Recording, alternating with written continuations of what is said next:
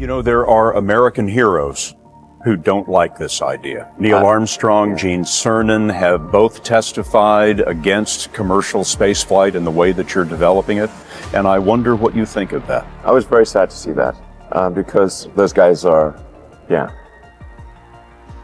those guys are heroes of mine, so it's really tough. I wish they would come and visit and see the hardware that we're doing here. And I think that would change their mind. They inspired you to do this, didn't they? Yes. And to see them casting stones in your direction. It's difficult. Did you expect them to cheer you on? So they're hoping they would.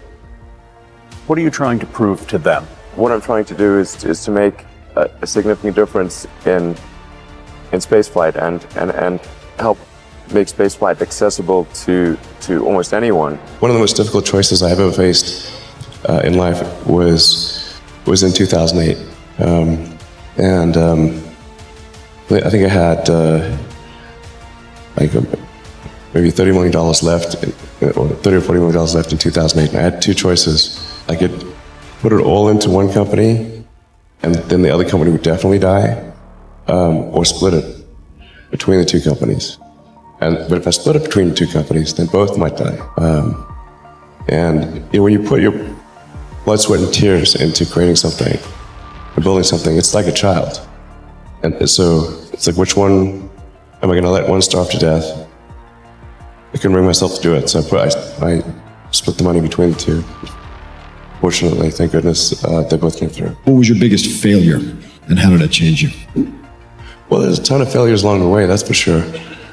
As I said, for SpaceX, the first 3 launches failed, and we actually were just barely able to scrape together enough parts and money to do the 4th launch. If that 4th launch had failed, we would have been dead. So multiple failures along the way.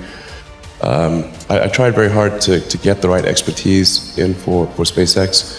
I tried hard to find a great chief engineer for the rocket, but the good chief engineers wouldn't join, and the bad ones, well, there was no point in hiring them. So I ended up being chief engineer of the rocket.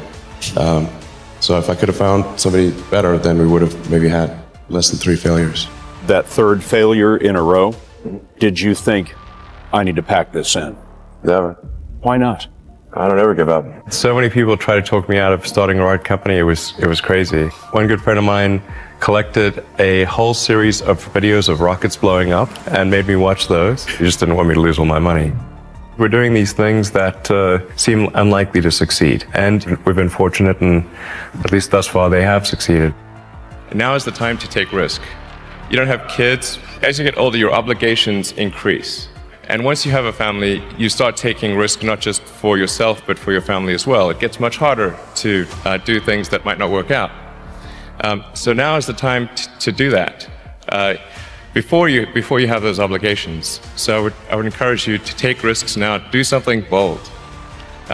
You won't regret it. How did you figure you were going to start a car company and be successful at it? Well, I didn't really think Tesla would be successful. I thought we would most likely fail. But I thought that we at least could address the false perception that people had that an electric car had to be ugly and slow and boring like a golf cart. But you say you didn't expect the company to be successful, then why try? If something's important enough, you should try, even if the probable outcome is failure. Or how do you think about making a decision when everyone tells you this is a crazy idea? Or where do you get the internal strength to do that? Well, first of all, I'd say I actually think I feel fear quite strongly. So it's not as though I just have the absence of fear.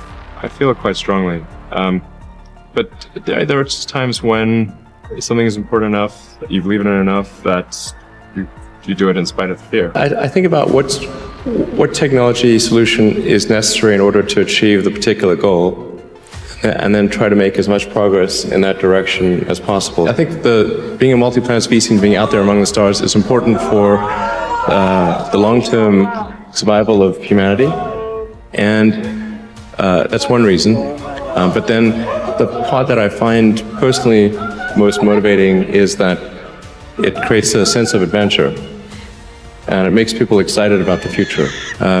If you consider 2 futures, one where we are forever confined to Earth until eventually something terrible happens, or another future where we are out there on many planets, maybe even going beyond the solar system, I think that second version is incredibly exciting and inspiring, and there need to be reasons to get up in the morning. You know, life can't just be about solving problems.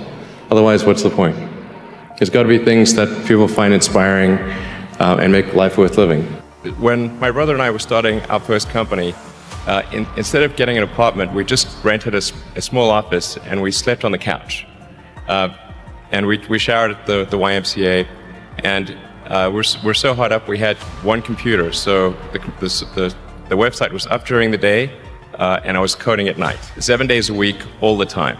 And I sort of briefly had a girlfriend in that period, and in order to be with me, she had to sleep in the office. So work hard, like I mean, every waking hour. That's the thing I would say, particularly if you're starting a company. Whatever area that you get into, given that, you know, even if you're the best, there's always a chance of failure. So I think it's important that you really like whatever you're doing.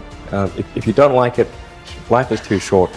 If you like what you're doing, you think about it even when you're not working. I mean, it's something that your mind is drawn to. And if you don't like it, you just really can't make it work, I think.